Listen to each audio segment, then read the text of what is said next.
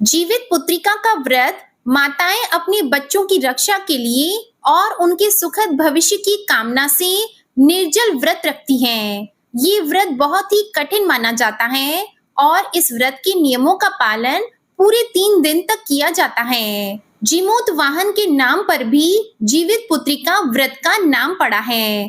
तो आइए आपको बताते हैं कि जीमूत वाहन भगवान कौन है, उनकी कथा क्या है। आज की इस वीडियो में आप जितिया व्रत की 5 पौराणिक कथाएं एक साथ सुनेंगे। इसलिए अगर ये कथा आपको अच्छी लगे तो प्लीज वीडियो को लाइक जरूर कीजिएगा।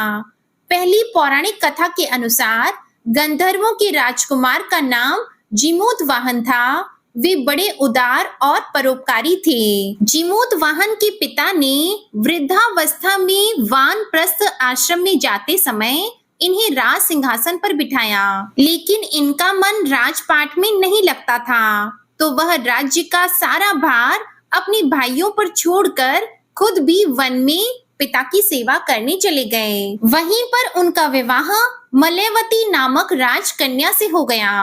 एक दिन वन में घूमते हुए जीमूत वाहन भगवान काफी आगे चले गए, तब उन्हें एक वृद्धा रोती हुई दिखी। जीमूत वाहन ने उनसे पूछा तो वृद्धा ने रोते हुए कारण बताया कि मैं नागवंशी स्त्री हूँ और मेरा एक ही पुत्र है। पक्षीराज गरुड़ के समक्ष नागों ने उन्हें प्रतिदिन खाने के लिए एक नाग सौंपने की प्रतिज्ञा की हुई है और आज मेरे पुत्र की बलि का दिन है, इसलिए मैं बहुत परेशान हूँ। तब जीमूत वाहन ने वृद्धा को ढांढस बंधाते हुए कहा, तुम चिंता मत करो और डरो भी मत, क्योंकि मैं तुम्हारे पुत्रों के प्राणों की रक्षा करूंगा। आज उसके बदले मैं खुद अपने आप को उसके लाल कपड़े में ढककर वध्यशिला पर लेट जाऊंगा। ऐसा कहकर जीमूत वाहन ने पुत्र के हाथ से लाल कपड़ा ले लिया और वे उसे लपेटकर खुद को बलि देने के लिए चुनी हुई वध्यशिला पर लेट गए। नियत समय पर गरुड़ बड़ी तेजी से आए और वह लाल कपड़े में ढके हुए जीमूत वाहन को पंजे में दबोचकर पहाड़ की ऊंची चोटी पर जाकर बैठ गए। अपने चंगुल में गिरफ्तार प्राणी की आंख में आंसू और मुंह से चीख पुकार निकलते हुए ना देखकर गरुड़ जी बड़े आश्चर्य में पड़ गए। उन्होंने जीमूत वाहन से उनका परिचय पूछा। जीमूत वाहन ने सारा वृतांत सुना दिया। तब गरुड़ जी उनकी बहादुरी और प्राण रक्षा करने में खुद को बलिदान देने की हिम्मत से बहुत प्रभावित हुए। प्रसन्न होकर गरुड़ जी ने उन्हें जीवन दान दे दिया और नागों की बलि ना लेने का भी आशीर्वाद दिया। इस प्रकार जीमूत वाहन के अदम्य साहस से नाग जाति की रक्षा हुई और तब से जीमूत वाहन को भगवान के रूप में पूजा जाने लगा और तभी से पुत्र की रक्षा करने के लिए जीमूत वाहन भगवान की पूजा की प्रथा शुरू हो गई। आश्विन कृष्ण अष्टमी के दिन प्रदोष काल में पुत्रवती महिलाएं जीमूत वाहन भगवान की पूजा करती हैं। कैलाश पर्वत पर भगवान शंकर माता पार्वती को कथा सुनाते हुए कहते हैं कि आश्विन कृष्ण अष्टमी के दिन उपवास रखकर जो स्त्रियां प्रदोष काल में जीमूत वाहन की पूजा करती हैं तथा कथा सुनने के बाद दक्षिणा देती हैं, वह पुत्रों का पूर्ण सुख प्राप्त करती हैं। व्रत का पारण दूसरे दिन अष्टमी तिथि की समाप्ति के बाद यानी नवमी तिथि में किया जाता है। यह व्रत अपने नाम के अनुरूप ही फल देने वाला है। अब सुनिए जितिया व्रत की दूसरी कथा। नर्मदा नदी के पास एक कंचनवटी नाम का नगर था। वहाँ के राजा का नाम मलय केतु था। उसी नर्मदा नदी के पश्चिम ओर बालूहटा नाम की मरुभूमि थी, जिसमें एक विशाल पेड़ पर एक चील रहती थी और इसी पेड़ के नीचे एक सियारिन भी रहा करती थी। चील और सियारिन दोनों ही बड़ी पक्की सहेलियां थी। कुछ महिलाओं को जितिया व्रत करते देखकर एक दिन चील और सियारिन ने भी यह व्रत करने का संकल्प ले लिया और दोनों ने ही भगवान श्री जीमूत वाहन की पूजा और व्रत करने का प्रण ले लिया। जिस दिन दोनों को व्रत रखना था, ठीक उसी दिन शहर के एक बड़े व्यापारी की मृत्यु हो गई और उनका दाह संस्कार वहीं मरुस्थल पर हुआ, जहाँ पर वह चील और सियारिन रहती थी। मुर्दे को देखकर सियारिन को भूख लगी और वो खुद को रोक नहीं पाई, जिसके कारण उसका जितिया का व्रत टूट गया। उधर चील ने संयम रखा और पूरी श्रद्धा और नियम से अपना व्रत पूरा किया और अगले दिन व्रत का पारण भी किया। फिर उसके बाद अगले जन्म में दोनों सहेलियों ने पुत्री के रूप में एक ब्राह्मण परिवार में जन्म लिया। उनके पिता का नाम भास्कर था। चील बड़ी बहन और सियारिन छोटी बहन बनी। बड़ी बहन का नाम शीलावती रखा गया और उसका विवाह बुद्धिसेन के साथ हो गया। छोटी बहन का नाम कपूरावती रखा गया और उसका विवाह इस शहर के राजा मलय केतु से हो गया और छोटी बहन कपूरावती इस प्रकार कंचनवटी नगर की रानी बन गई। अब भगवान के आशीर्वाद से बड़ी बहन शीलावती को 7 पुत्र हुए, लेकिन इधर कपूरावती के बच्चे जन्म लेते ही मर जाते थे। कुछ सालों के बाद शीलावती के 7 पुत्र बड़े हो गए और राजा के दरबार में कामकाज करने लगे। उन्हें देखकर कपूरावती मन में ईर्ष्या और जलन की भावना करती थी। इस ईर्ष्या की भावना में एक बार कपूरावती ने राजा से कहकर शीलावती के 7 बेटों के सर कटवा दिए। फिर उन 7 सिरों को साथ में बर्तन में डालकर ढक दिया और शीलावती के पास भिजवा दिया। यह सब देखकर जीमूत वाहन भगवान ने मिट्टी की सहायता से 7 भाइयों के सिर बनाए और सभी सिरों को धड़ से जोड़कर उन पर अमृत छिड़क दिया, जिसके कारण वे 7 भाई फिर से जीवित हो गए और खुशी खुशी घर लौट आए। रानी ने जो कटे हुए सिर भिजवाए थे वे सब फूल बन गए। कपूरावती इधर बच्चों की मृत्यु का समाचार पाने को बड़ी बेचैन थी, लेकिन जब उसे इस बात का पता चला कि उसकी बहन के सारे बच्चे तो जीवित हैं, तब वह अपनी बड़ी बहन के घर गई और वहां सबको जीवित देखकर आश्चर्य में पड़ गई और बेहोश हो गई। जब कपूरावती को होश आया तब उसने अपनी बड़ी बहन से सारी सच्चाई बता दी और अपनी गलती का प्रायश्चित भी किया।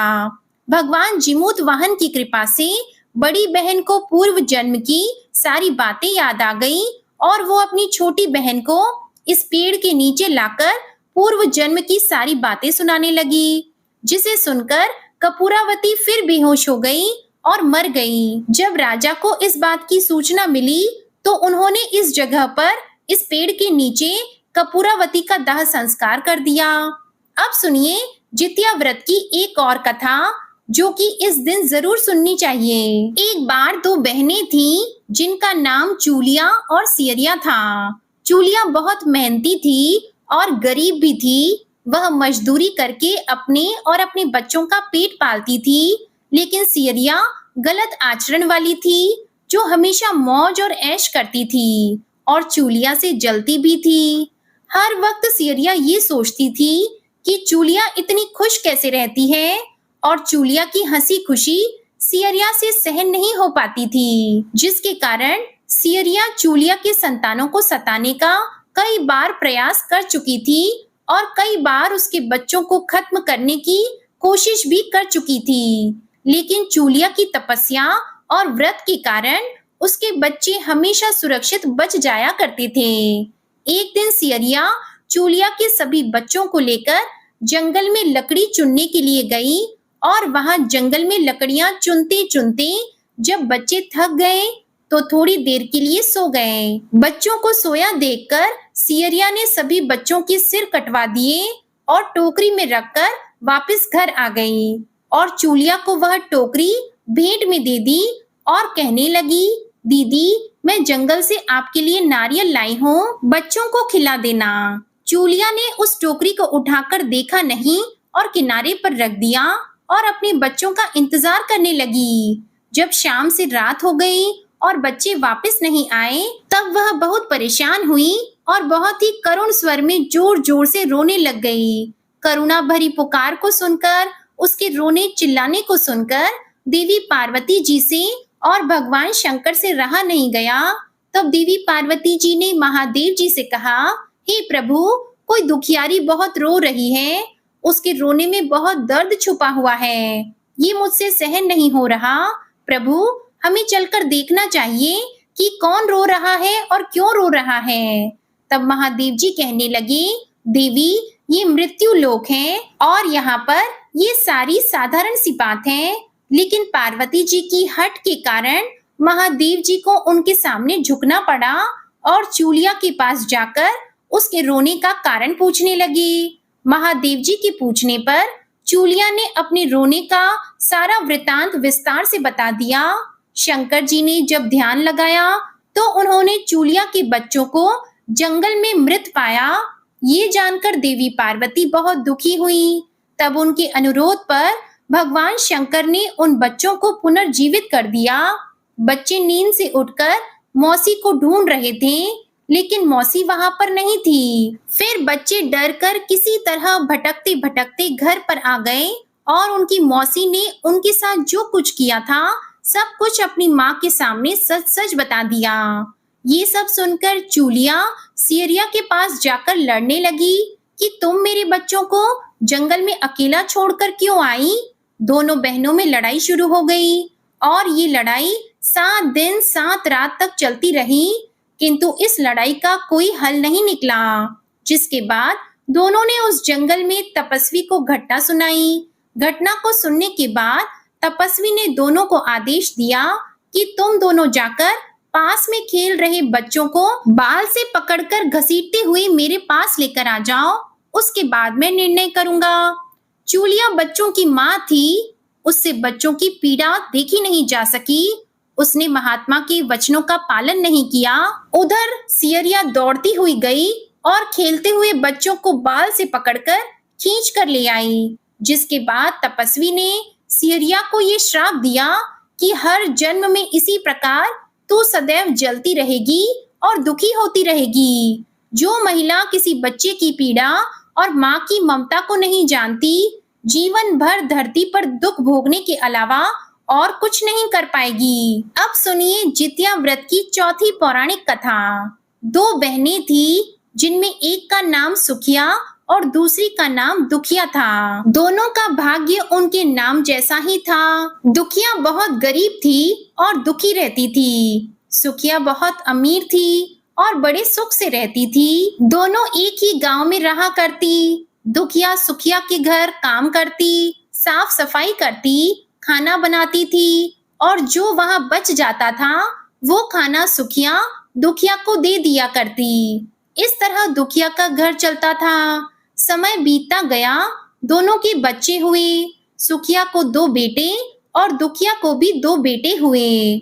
अब जब जितिया का व्रत आया तो दोनों बहनें जितिया का व्रत रखने लगी। दुखिया सुखिया के घर में काम किया करती थी। व्रत के दिन दुखिया ने सुखिया के घर जो चावल फटका, उससे जो खुर्दी निकली या भूसा निकला, उसे तो उसने अपने लिए रख लिया और साफ चावल सुखिया को दे दिए। फिर साग को चुना, पत्तियों को डंठल से अलग किया, बढ़िया वाला साग सुखिया के लिए रख दिया और जो डंठल था वो अपने लिए रख लिया।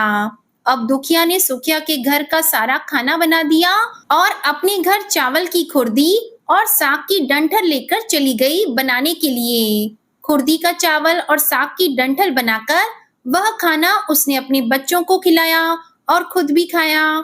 उसके बाद दुखिया सोने चली गई। आधी रात में एक बूढ़ी औरत उसके घर पर आकर दरवाजा खटखटाने लगी। तो दुखिया ने पूछा, कौन है? तब बूढ़ी माई ने कहा, बेटा मैं हूँ, दरवाजा खोलो। दुखिया ने उठकर दरवाजा खोला और पूछा कि अम्मा आपको क्या चाहिए? इतनी रात में आप यहाँ किस लिए आई हो? बूढ़ी माई कहने लगी, बेटा मुझे बहुत जोर से भूख लगी है, कुछ खाने को हो तो दे दो। दुखिया उसे घर के अंदर ले गई और कहने लगी, माँ जी हम लोग बहुत गरीब हैं, आज मैंने खुर्दी का चावल और साग का डंठल बनाया है, क्या आप खाएंगी? तो बूढ़ी माई कहने लगी, हाँ हाँ क्यों नहीं खाऊंगी, मुझे तो बहुत जोर से भूख लगी है, मैं वही खा लूंगी। तब दुखिया घर के अंदर गई और खुर्दी का चावल और डंठल का साग लाकर बूढ़ी माई को खाने के लिए दे दिया। बूढ़ी माई ने खाना खाने के बाद कहा कि मुझे अच्छे से कुछ दिखाई नहीं देता बेटी, इतनी रात के अंधेरे में मैं अपने घर भला कैसे जाऊंगी? तो दुखिया कहने लगी, माँ जी कोई बात नहीं, आज आप रात यहीं पर सो जाइए, सुबह अपने घर चली जाना। तो बूढ़ी माई दुखिया के घर में ही सो गई। फिर थोड़ी देर बाद उठकर बूढ़ी माई बोली, बेटा मुझे पैखाना जाना है, कहाँ जाऊं? तो दुखिया कहने लगी, माँ जी मेरे घर में बाथरूम नहीं है, इसलिए आप उधर कोने में कर लीजिए। अब बूढ़ी माई ने पूछा कि बेटा भड़बड़ करें या छरछर करें? दुखिया नींद में थी, कहने लगी, माँ जी भड़बड़ कर दो, मैं सुबह साफ कर दूंगी। फिर थोड़ी देर के बाद बुढ़िया माई फिर पूछने लगी कि बेटा अब बताओ मैं अपने हाथ कहाँ साफ करूं? तो दुखिया कहने लगी, माँ जी आप मेरे सर पर अपने हाथों को साफ कर लीजिए। उधर जब सवेरा हुआ तो दुखिया को यह देखकर सब कुछ एक सपने के जैसे लगा। उसे लगा कि शायद सोते समय मुझे कोई सपना आया होगा। उसने इस बारे में कुछ और नहीं सोचा और नदी में नहाने के लिए चली गई। जब वह नदी में नहाने लगी और अपने बाल धोने लगी तो उसके बालों से होते हुए जो पानी बहने लगा वो पानी सोने का बन गया। आसपास की सारी महिलाएं यह देखकर हैरान हो गईं और कहने लगी, अरे तुम्हारे बालों से तो सोने का पानी गिर रहा है, क्या बात है? फिर तो दुखिया को रात की सारी बात याद आ गई। वो दौड़कर अपने घर की ओर भाग कर गई, ये सोचकर कि उसका घर तो बूढ़ी माई के पैखाने से गंदा हुआ होगा, पहले तो उसे साफ करना होगा। जब वो अपने घर में गई तो देखा कि घर के हर कोने में ढेर सारा सोना बिखरा पड़ा हुआ है। ये सब देखकर दुखिया बहुत खुश हो गई और सोचने लगी कि जीतमान बाबा अर्थात जीमूत वाहन भगवान की ही कृपा है। यह सब जो माता का रूप धारण करके मेरे घर आए और मुझे इतना आशीर्वाद देकर गए। इस तरह दुखिया अमीर हो गई और अब उसने सुखिया के घर जाकर काम करना भी बंद कर दिया। इधर दुखिया जब अपना व्रत पूरा करती है तो अपने पुत्र से कहने लगी कि जाओ मौसी के घर से तराजू लेकर आओ, ये नापने के लिए कि सोना कितना है। बच्चा बहुत खुशी से सुखिया मौसी के घर गया और तराजू मांगने लगा। तो सुखिया ने पूछा, तराजू पर तुम्हें क्या तोलना है?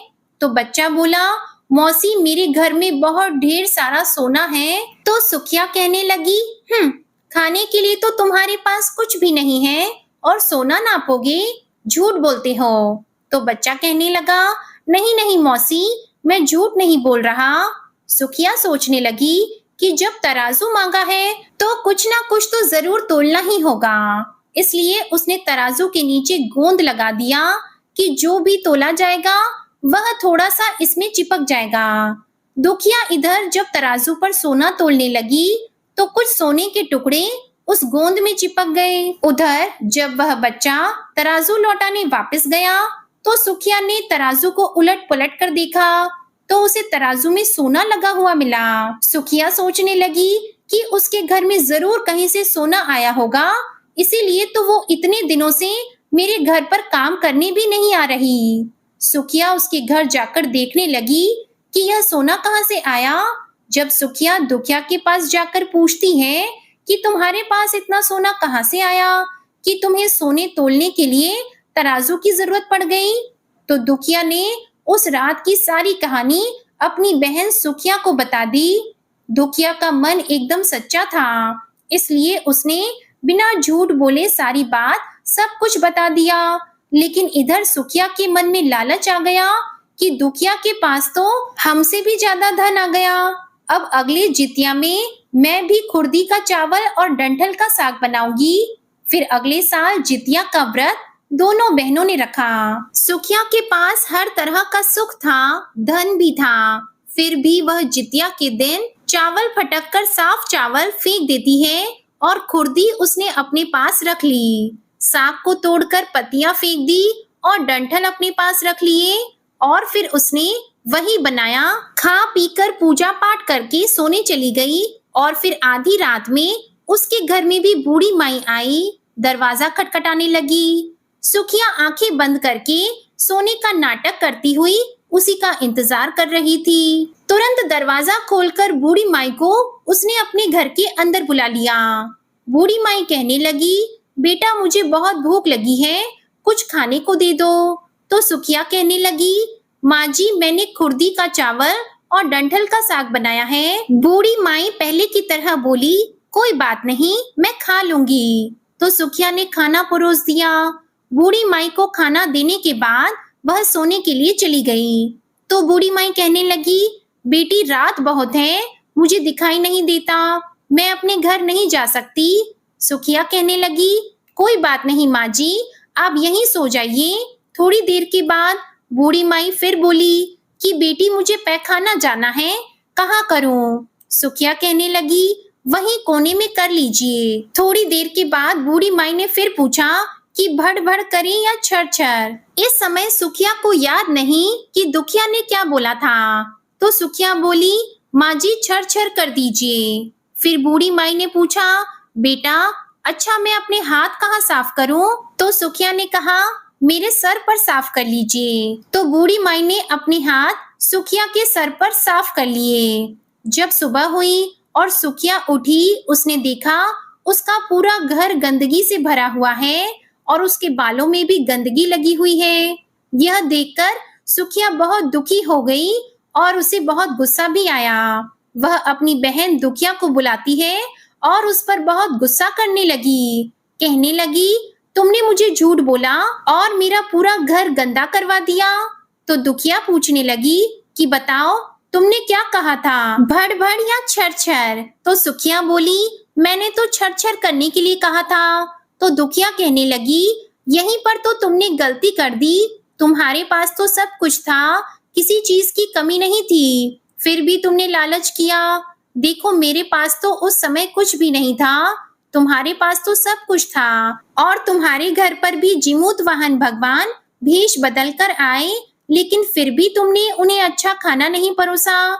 मेरे पास तो उस समय कुछ भी नहीं था, इसलिए मैंने उन्हें खुर्दी का चावल और डंठल का साग परोसा था। तुमने अपने घर आए हुए भगवान का अपमान किया, सब कुछ होते हुए भी तुमने उन्हें साग और भात खिलाया। तुम्हारे पास सब कुछ होते हुए भी तुम्हें लालच नहीं करना चाहिए था, इसलिए तुम्हारे साथ बहुत बुरा हुआ। अब सुनिए जित्या व्रत की 5वीं कथा। महाभारत के युद्ध में अश्वत्थामा अपने पिता की मृत्यु से बहुत दुखी था और अपने पिता की मृत्यु का बदला लेना चाहता था, तो जिसके कारण वह पांडवों के शिविर में घुस गया। शिविर में उस समय 5 लोग सो रहे थे, जिसके कारण अश्वत्थामा ने उन्हें पांडव समझकर मार दिया।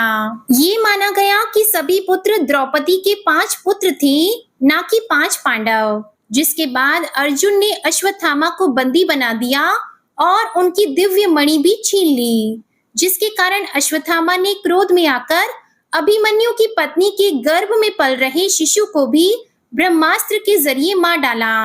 तब भगवान श्री कृष्ण ने अपने सभी पुण्यों का फल उत्तना की अजन्मी संतान को देकर उसके गर्भ में पल रहे बच्चे को पुनर्जीवित कर दिया। भगवान कृष्ण की कृपा से जीवित होने वाले इस बच्चे को जीवित पुत्री का नाम दिया गया। इसके बाद से संतान की लंबी आयु के लिए हर साल जीवित पुत्रिका का व्रत रखा जाने लगा।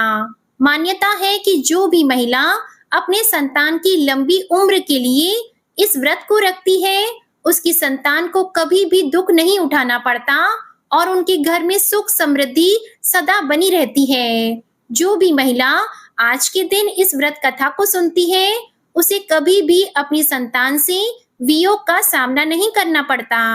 ये थी जीवित पुत्रिका व्रत की 5 पौराणिक कथाएं।